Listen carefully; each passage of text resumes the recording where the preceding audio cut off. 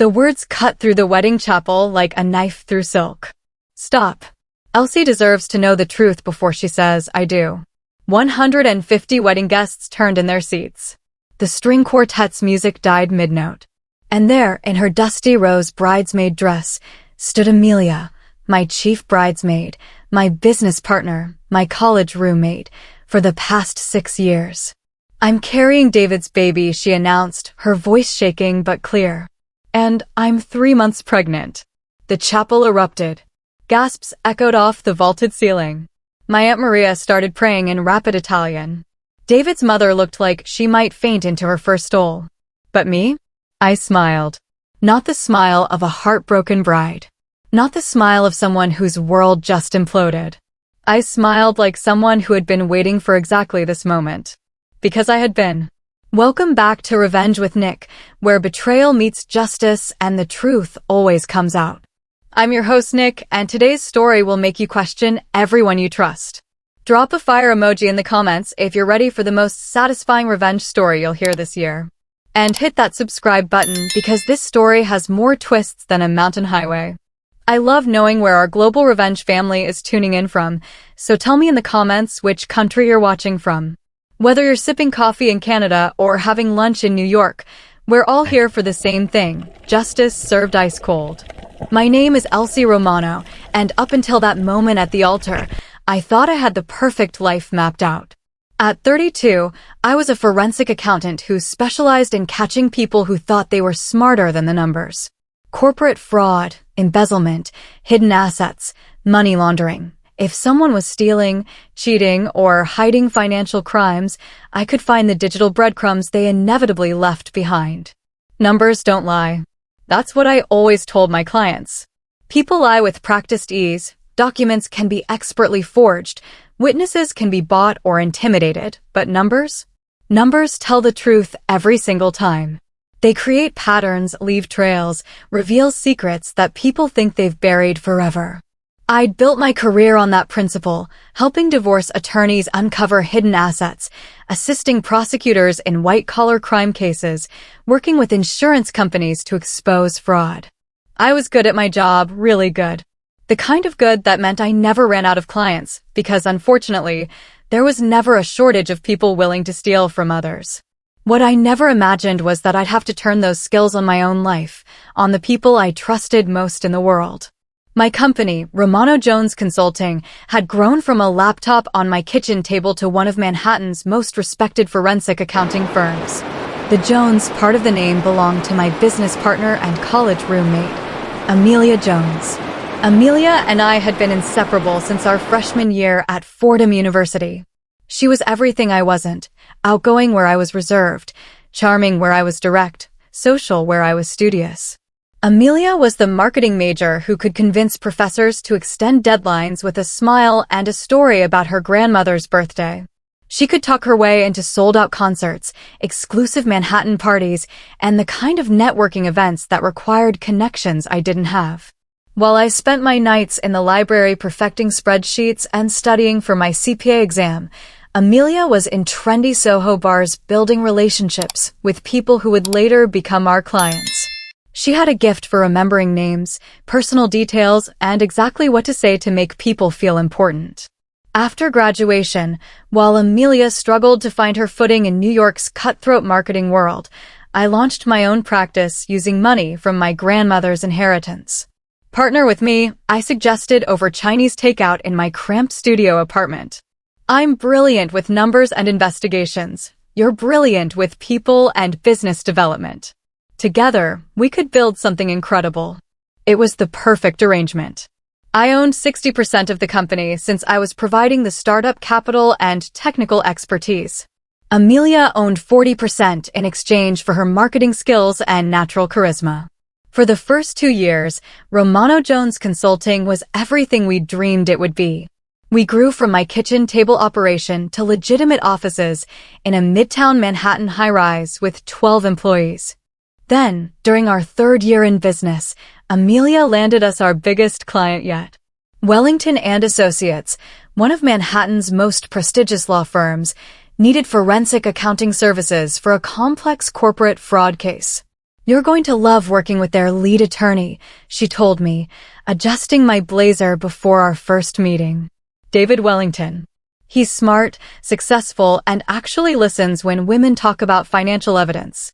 David Wellington was everything my Italian grandmother had dreamed of in a son-in-law.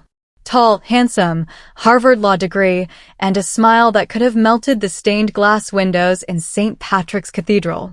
But more than that, he was genuinely interested in my work, treating my expertise with the respect it deserved.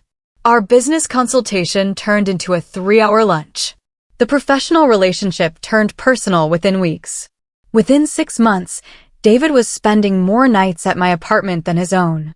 The engagement came 14 months later during a winter weekend in the Hamptons. David rented a cottage overlooking the frozen bay.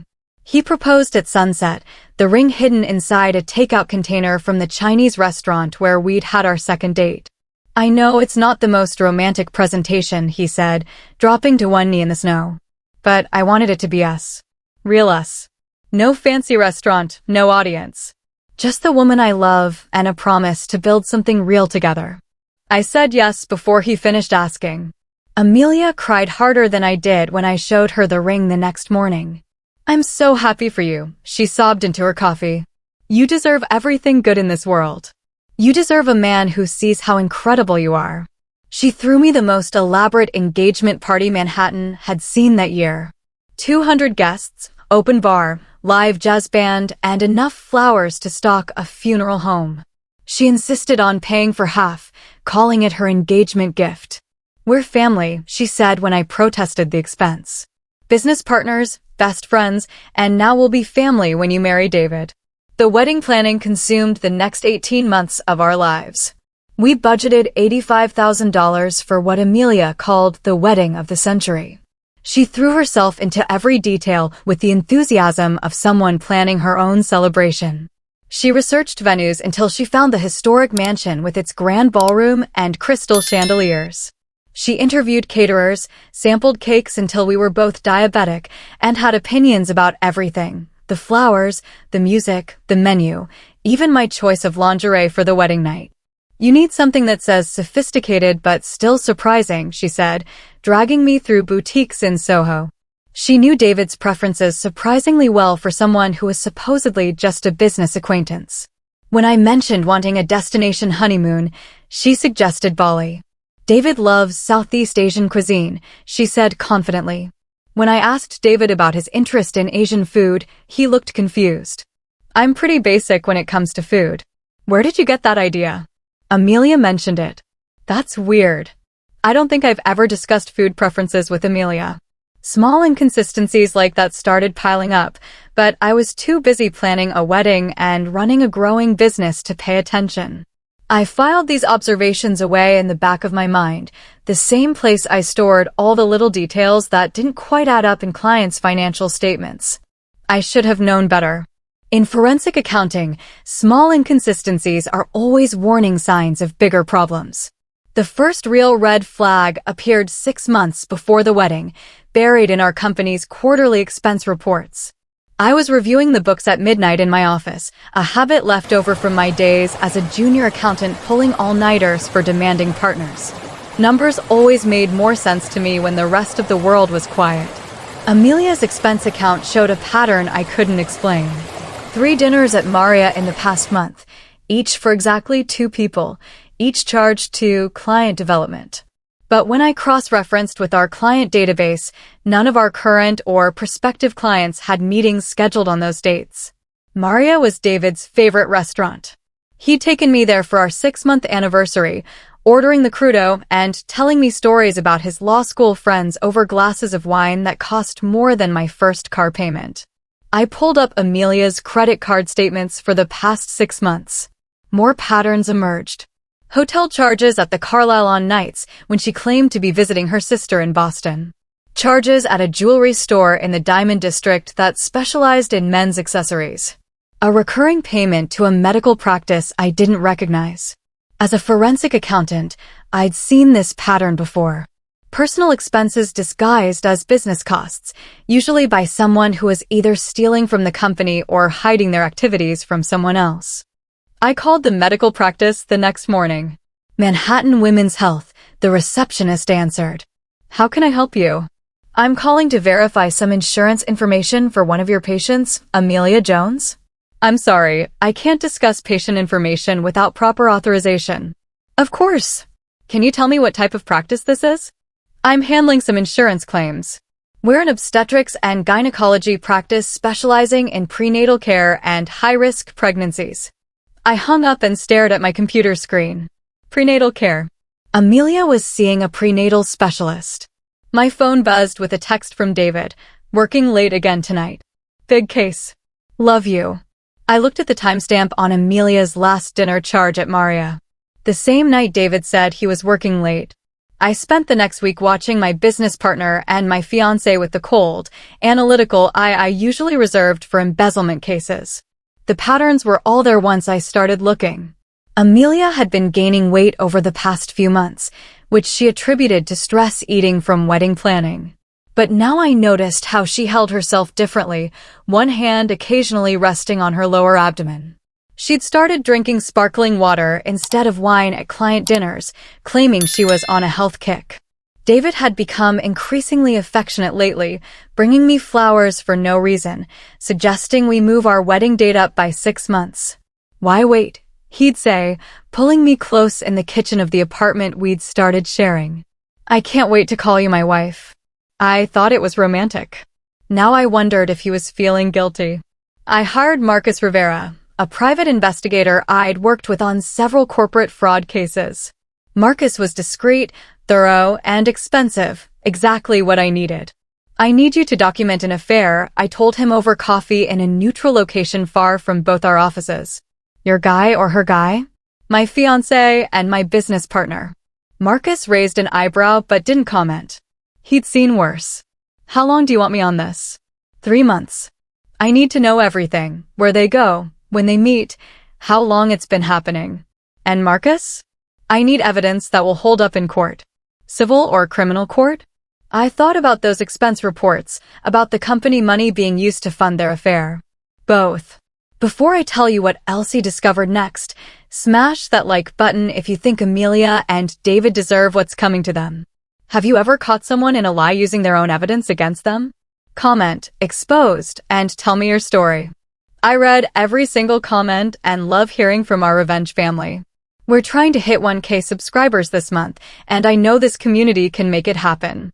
Help Nick's Revenge family grow. Hit that subscribe button and ring the notification bell. Marcus worked fast.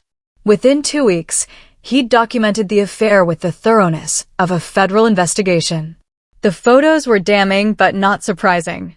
David and Amelia entering the Carlisle Hotel together on a Tuesday afternoon when I was in meetings with clients. Amelia leaving David's law firm building at 7 p.m. on a Friday when David had told me he was working alone. The two of them at a medical appointment together, the same prenatal practice I'd called earlier. But Marcus gave me more than just photos. He had receipts, credit card statements, hotel registrations, even parking garage timestamps. He'd traced their pattern of meetings back 4 months, right to the week after my engagement party. They've been careful, Marcus explained, spreading the evidence across my conference room table. Different hotels, cash payments when possible, meetings during normal business hours so it looks professional. But they got sloppy around month 2. He showed me a receipt from Tiffany & Company. David had purchased a necklace on the same day he claimed to be in Philadelphia for a client meeting. The purchase was made at 2 p.m. in Manhattan. The girlfriend's wearing it in 3 different photos, Marcus said, pointing to images of Amelia from the past month. Looks like a tennis bracelet, probably cost him $15,000. $15,000. More than half of what I'd contributed to our joint wedding account. There's more, Marcus continued. Your business partner has been using company funds to pay for some of their activities.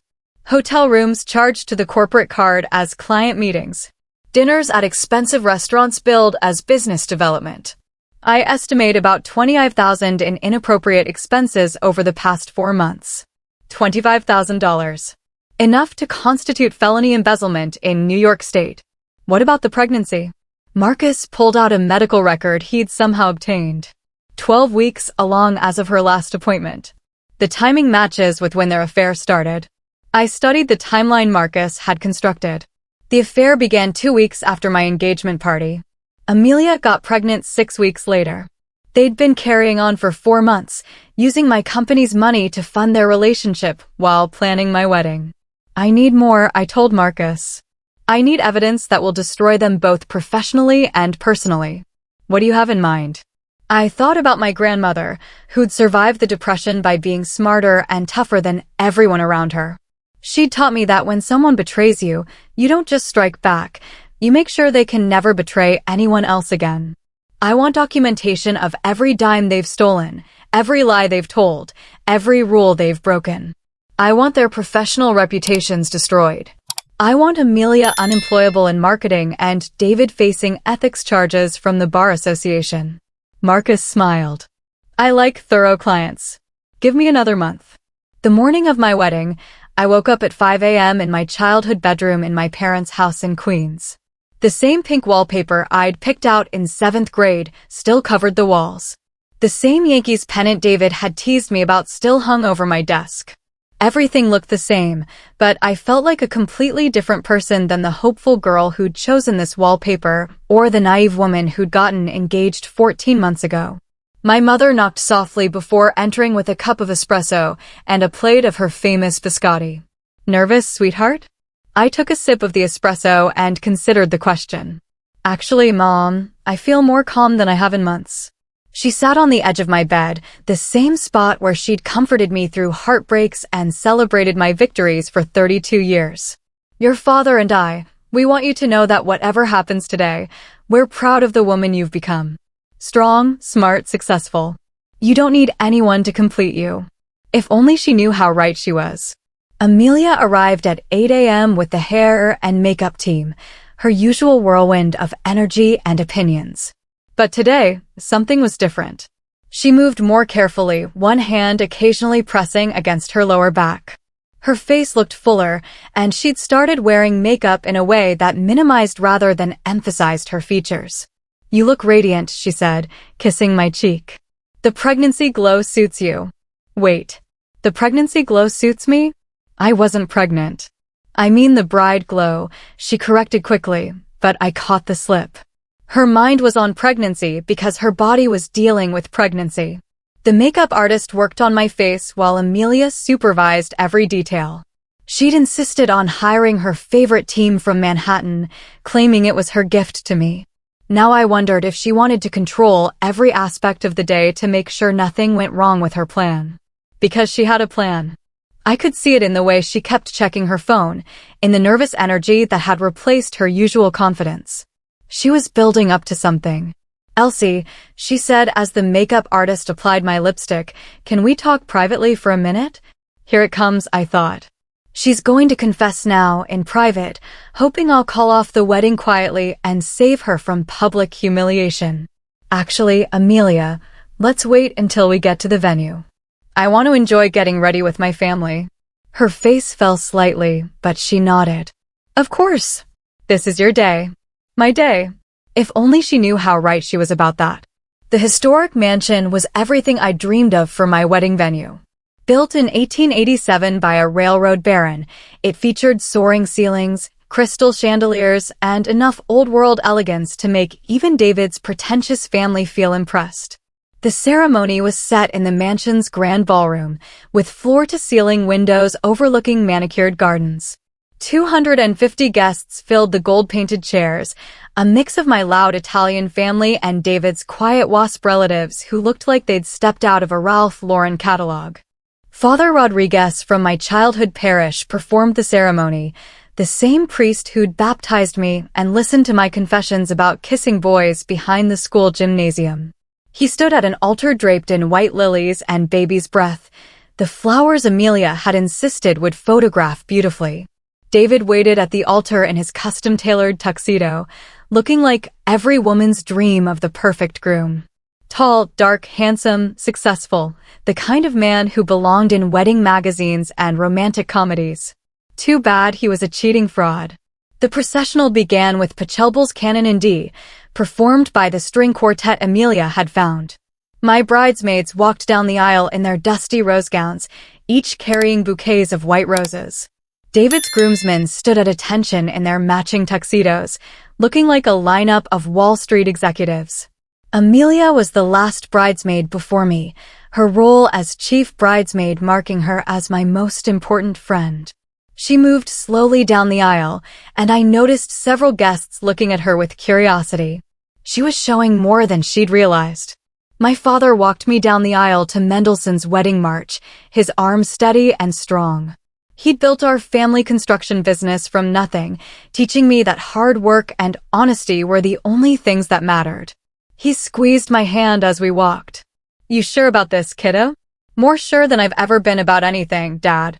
The ceremony began beautifully. Father Rodriguez spoke about love, commitment, and the sacred nature of marriage vows. David's responses were confident and clear. He looked like a man who believed his own lies. We reached the exchange of vows. David went first, promising to love, honor, and cherish me for the rest of his life. His voice was steady, his eyes focused on mine. "Do you, Elsie, take David to be your lawfully wedded husband, to have and to hold, in sickness and in health, for richer or poorer, for better or worse, as long as you both shall live?" I opened my mouth to respond when Amelia suddenly stood up from her place beside the altar. "Stop." The word cracked through the ballroom like a gunshot. Every head turned. The string quartet stopped playing mid-note. Even the photographer lowered his camera. Elsie deserves to know the truth before she says, "I do." Here we go, I thought. The moment I'd been waiting for. Amelia's face was pale, her hands shaking. She looked like a woman about to confess her sins to save her soul. "I'm carrying David's baby, and I'm 3 months pregnant." The ballroom erupted in gasps and whispered exclamations. My Aunt Maria started praying loudly in Italian. David's mother looked like she might faint into her mink stole. Several people in the back rows stood up to get a better view of the drama. David went white as the lilies on the altar. "Amelia, don't." "Don't what?" Her voice was getting stronger now, fueled by guilt and pregnancy hormones. "Don't tell her how we've been meeting at hotels for months. Don't tell her how you said you were having second thoughts about the wedding. Don't tell her how you whispered that you loved me." My brother Tony started to stand up, his face murderous, but my mother grabbed his arm and pulled him back down. My father's jaw was clenched so tight I thought he might break his teeth. And, through it all, I smiled. "You think Amelia's confession was shocking? Wait until you hear what Elsie had prepared for this exact moment. Type revenge in the comments if you think Elsie should destroy them both. Have you ever been betrayed by someone you trusted completely? Tell me in the comments how it felt. This is why I love the Revenge with Nick family. You all understand that some people deserve exactly what they get. I let the chaos continue for exactly 30 seconds. Long enough for everyone to absorb what Amelia had said, long enough for David to sweat through his custom tuxedo, long enough for the wedding photographer to capture every shocked face in the room. Then I raised my hand, and somehow, the room went quiet. "Thank you, Amelia," I said, my voice carrying clearly through the ballroom sound system, "for confirming what I've known for 3 months." The silence was deafening. You could have heard a rosary bead drop on the marble floor. Amelia's confident expression cracked. "What do you mean?" I reached into my bouquet and pulled out a small remote control. With one click, the mansion's built-in projection system came to life, and images began appearing on the white walls around the ballroom. The first image was a photograph of David and Amelia entering the Carlisle Hotel together on a Tuesday afternoon in February. "Ladies and gentlemen," I announced, "I'd like to share some additional information about my chief bridesmaid and my groom." The next image showed a hotel registration record with both their names. Then a dinner receipt from Maria charged to my company's corporate card. Then a medical record showing Amelia's prenatal appointments. You see, when you're a forensic accountant, you learn to follow the money. And the money told a very interesting story. David found his voice. "Elsie, please, we can explain." "Explain what?" "How you've been using my company's funds to pay for your affair. How you've stolen $25,000 from Romano Jones Consulting to wine and dine my business partner." The images kept coming. Credit card statements, bank records, phone logs, hotel receipts. 3 months of documented evidence displayed for 250 wedding guests to see.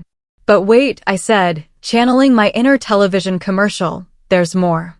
The next image was a legal document. This is a civil complaint I filed yesterday with the Southern District of New York, charging both David Wellington and Amelia Jones with conspiracy to commit fraud, embezzlement, and breach of fiduciary duty. Amelia sank into her chair at the altar, her face white as her bouquet. David looked like he might vomit on Father Rodriguez's shoes. And this, I continued as another document appeared on the walls, is a complaint I filed with the New York State Bar Association, detailing David's conflicts of interest, misuse of client funds, and ethical violations related to his affair with a business partner of his wife-to-be. The room was dead silent except for the clicking of my cousin Rosa's rosary beads as she prayed rapidly in Spanish. But I wasn't finished. Now, I know what you're all thinking, I said, addressing the room like I was giving a presentation to clients. Why didn't Elsie confront them privately? Why are all this dirty laundry in public? I walked closer to David and Amelia, my heels clicking on the marble floor like a countdown timer. Because private confrontations allow for private solutions. Quiet resignations, sealed settlements, confidential agreements. But what Amelia and David did wasn't private. They used my company, our company, to fund their affair. They stole from clients who trusted us. They lied to employees who looked up to them. The next image showed a detailed financial analysis of every inappropriate expense over the past 4 months. $25,347. That's how much of my company's money they spent on hotels, dinners, gifts, and medical appointments for their affair. Money that should have gone to employee bonuses. Money that should have gone to business development. Money that wasn't theirs to spend. I turned to face the guests. And they planned to let me marry him. They planned to let me pledge my life, my future, my financial security to a man who was already pledging his to someone else. My voice was getting stronger now, fueled by 3 months of controlled anger and meticulous planning. So yes, I chose to handle this publicly. Because public crimes deserve public consequences. I clicked the remote again. The final image was a press release I'd prepared for the business journals. Romano Jones Consulting is hereby dissolved. I am founding a new firm, Romano Financial Investigations, specializing in corporate fraud detection and asset recovery. Our first case study will be the internal fraud perpetrated by my former business partner. Amelia finally found her voice. Elsie, please. I'm pregnant. I made a mistake, but I can't go to prison. Think about the baby. I am thinking about the baby, I replied. I'm thinking about how that child deserves to grow up knowing the truth about its parents. I'm thinking about how that child deserves better than a mother who steals and a father who lies. I turned to David, who still hadn't said anything coherent. Anything you'd like to add, David? Any last words before your career implodes? He opened his mouth, closed it, then opened it again like a fish gasping for air. No words came out. I'll take that as a no. The ballroom doors opened, and Detective Martinez from the NYPD Financial Crimes Unit walked in with 2 uniformed officers. I'd given him explicit instructions to wait for my signal. Amelia Jones and David Wellington, Detective Martinez announced, you're both under arrest for conspiracy to commit fraud and embezzlement. The chaos that followed was beautiful in its completeness. Amelia started crying hysterically, begging me to call off the police. David's mother fainted into her mink stole, actually fainted, requiring my Uncle Sal to catch her before she hit the marble floor. David's father stood up, his face red with rage and embarrassment. This is outrageous. We'll see you for every penny you have. With what lawyers? I asked sweetly. Because I'm pretty sure David's about to be disbarred, and most reputable firms won't touch clients facing felony fraud charges. As the police led David and Amelia away in handcuffs, I handed out envelopes to specific guests. Pre-written letters to their families, their employers, their professional associations. Complete documentation of their affair and its financial crimes. Just wanted to make sure everyone stays informed, I explained to David's father as I handed him his envelope. Transparency is so important in business relationships. The wedding photographer was still taking pictures, documenting everything with the thoroughness I'd instructed. These photos would be very useful for the civil proceedings. Hit that like button if you think they got exactly what they deserved. What would you have done in Elsie's situation? Would you have confronted them privately, or would you have gone for the public destruction? Let me know in the comments. Share this video with anyone who needs to know that betrayal has consequences. Sometimes the best revenge is simply letting people face the natural results of their own choices. After the police left, something unexpected happened. Instead of awkward silence and people rushing to leave, my wedding guests started celebrating. Uncle Tony was the first to start clapping. "That's my niece," he shouted. "Nobody messes with a Romano woman." Soon the entire Italian side of the room was on their feet, applauding like I'd just delivered the performance of a lifetime. Even some of David's relatives looked impressed, though they were trying to hide it behind their proper wasp composure. Father Rodriguez, who'd been standing frozen at the altar through the entire revelation, finally found his voice. "Well," he said into his microphone, "I've been performing weddings for 30 years, and I have to say, that was a first."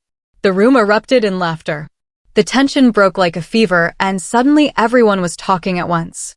My mother climbed onto the altar platform and took the microphone from Father Rodriguez. "Ladies and gentlemen," she announced in her thick Queen's accent, "the Romano family would like to invite everyone to stay for what we're now calling a freedom celebration. The food is paid for, the bar is open, and my daughter just proved she's the smartest woman in this room." More applause. More cheering. My cousin Rosa started a chant of LSI. LSI, that was picked up by half the room. Over the next hour, something magical happened. What should have been the most humiliating day of my life became one of the most empowering. Guest after guest approached me with congratulations, support, and stories of their own experiences with betrayal. "I wish I'd had your courage when my first husband cheated," my Aunt Sophia told me, tears in her eyes. "You just inspired a lot of women in this room." David's cousin Rebecca, a lawyer from Boston, pulled me aside. "I want you to know that not everyone in David's family is like him. What you did today was brilliant. Absolutely brilliant." Even the wedding vendors were impressed. The photographer asked if he could use some of the images for his portfolio. "I've never documented a revenge story before," he said. "This is art." 3 weeks after my non-wedding, Romano Financial Investigations was officially incorporated with 12 former clients from my old firm and 3 new hires, including Marcus Rivera as our head investigator. The story of my wedding day revenge had gone viral on social media, earning me profile pieces in Business Week and the Wall Street Journal. Apparently, forensic accountant destroys cheating fiancé and embezzling business partner at altar was the kind of story that captured people's imagination. The publicity brought in clients from across the country. CEOs who suspected their CFOs of fraud, lawyers who needed financial investigators for divorce cases, individuals who'd been scammed by people they trusted. "You've become the poster girl for justice," Marcus told me as we reviewed a new case in our expanded offices. "Half our clients are hiring us specifically because of what you did to David and Amelia." Speaking of David and Amelia, their legal proceedings were moving forward exactly as I'd planned. David was facing disbarment proceedings and criminal charges for conspiracy to commit fraud. His law firm had fired him immediately after the arrest, and several of his high-profile clients had switched to other attorneys. The New York legal community was small and gossipy. His reputation was destroyed beyond repair. Amelia's situation was more complicated because of the pregnancy, but justice was still being served. She'd been sentenced to 18 months in prison with the possibility of serving her time in a minimum security facility that accommodated pregnant inmates. Her marketing career was over. The business community had blacklisted her completely. The baby was due in 6 months. Amelia's mother had agreed to raise the child, which was probably the best outcome for everyone involved. But the most satisfying part wasn't their punishment, it was my own transformation. 6 months after the wedding that never happened, I was invited to speak at the National Association of Certified Fraud Examiners annual conference. The topic, personal experience with financial betrayal, when the investigator becomes the victim. Standing on that stage in front of 2,000 fraud investigators from around the world, I realized how much I'd changed. The woman who'd walked down that aisle expecting to pledge her life to David Wellington was gone.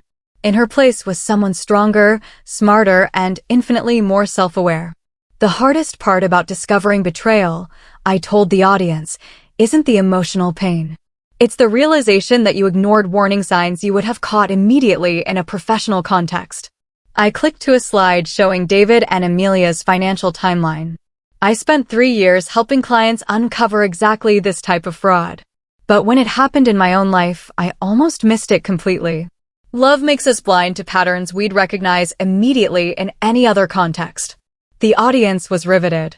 This wasn't just a technical presentation about fraud detection. It was a personal story of betrayal and justice that resonated with everyone who'd ever been lied to. The silver lining, I continued, is that betrayal, when handled correctly, can become the foundation for something better than what you lost. I clicked to a slide showing Romano Financial Investigations growth metrics. In 6 months, we'd grown from a one-person operation to a 15-employee firm with offices in 3 states. We're now the fastest-growing financial investigation firm on the East Coast. Our client satisfaction rating is 98%, and our recovery rate for stolen assets is 23% higher than the industry average. More clicks, more slides. Media coverage, client testimonials, industry awards. None of this would have existed if David and Amelia hadn't betrayed me. Their fraud didn't just destroy their own lives, it created something better than anything I could have built with them. The standing ovation lasted 3 minutes. If this story of perfect revenge gave you chills, absolutely demolish that subscribe button and ring that notification bell.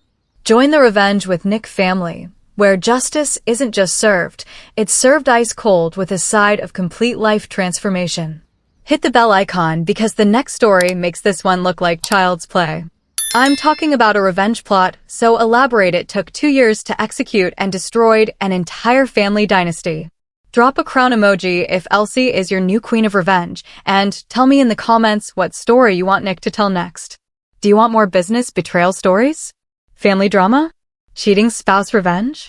Let me know what gets your justice-loving hearts pumping.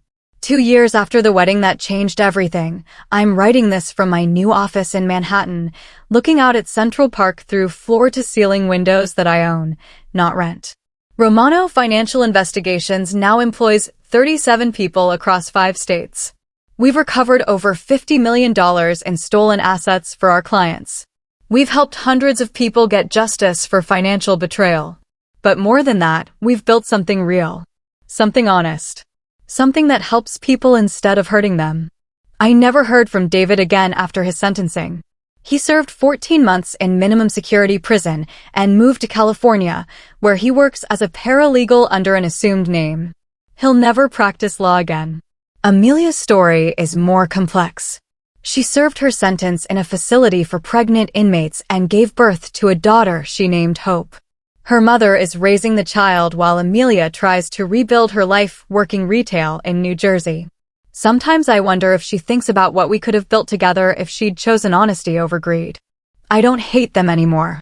Hate requires energy I'd rather spend on building than destroying. Last month, I met someone. Dr. James, a forensic psychiatrist who specializes in financial crimes. He understands the patterns of betrayal and the psychology of trust.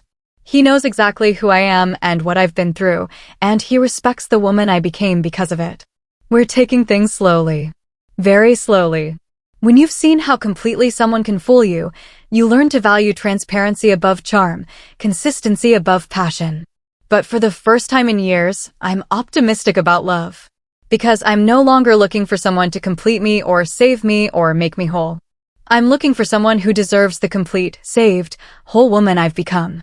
The woman who walked down that aisle 2 years ago was hoping to find happiness by attaching herself to someone else's life. The woman writing this has learned that the best kind of happiness comes from building a life you're proud of with or without anyone else. Trust your instincts. Document everything. Value transparency over charm. And remember, the best revenge isn't destroying your enemies. It's building something so successful that their betrayal becomes the foundation of your greatest triumph. This has been Revenge with Nick, where every betrayal gets the justice it deserves. And sometimes, just sometimes, that justice looks a lot like freedom.